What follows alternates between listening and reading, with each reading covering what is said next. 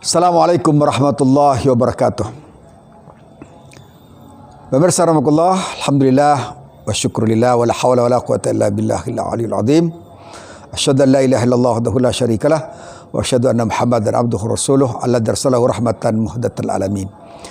Pemirsa rahmatullah, sore ini saya akan sampaikan satu hal yang seringkali mungkin menjadi pertanyaan kita dan mungkin kita tidak menjawabnya atau mungkin kita tidak mendapatkan jawabannya.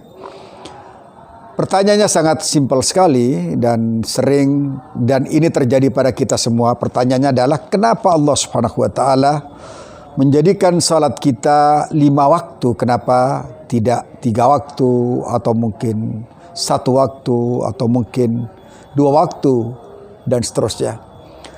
Kenapa Allah Subhanahu wa taala memberikan waktu-waktu tertentu pada salat kita? Ada subuh, ada zuhur, ada asar, ada maghrib, dan ada isya. Setelah saya renungkan, ternyata mungkin jawabannya adalah ini. Agar kita tidak terputus hubungan dengan Allah Subhanahu wa taala dalam jeda waktu tertentu melalui ritual salat yang kita lakukan.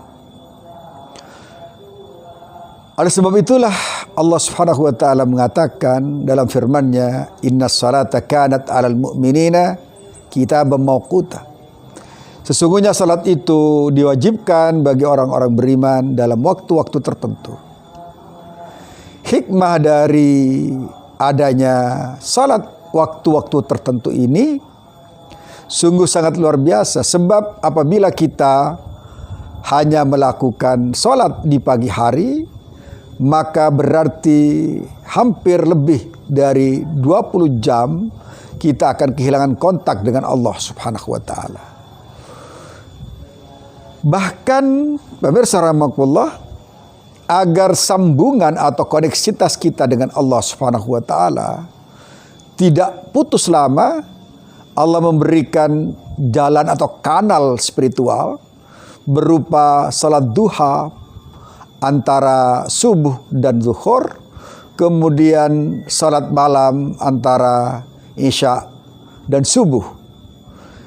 Ini menggambarkan bahwa salat-salat yang 5 waktu ini yang Allah tentukan pada kita semua memiliki makna agar koneksi kita kepada Allah, agar serapan spiritual kita kepada Allah Subhanahu wa taala tidak terputus, agar curahan rahmat Allah, curahan kasih Allah Subhanahu wa taala bersamaan dengan takbir, tahmid dan tasbih kita yang kita ucapkan pada saat kita salat.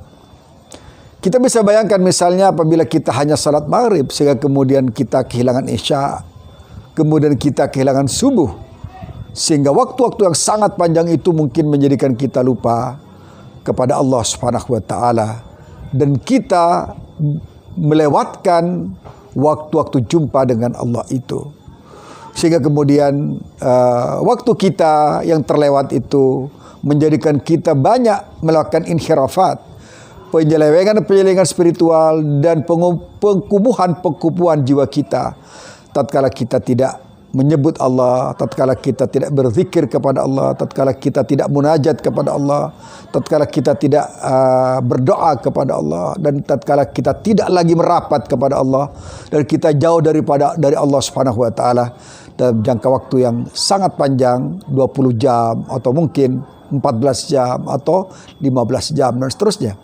Maka sungguh beruntunglah kita semua pemirsa rahimakumullah, karena Allah telah memberikan waktu-waktu tertentu kepada kita semua sehingga kita bisa terhindar dari perbuatan-perbuatan keji dan mungkar, sebagaimana yang Allah firmankan, inna salata tanha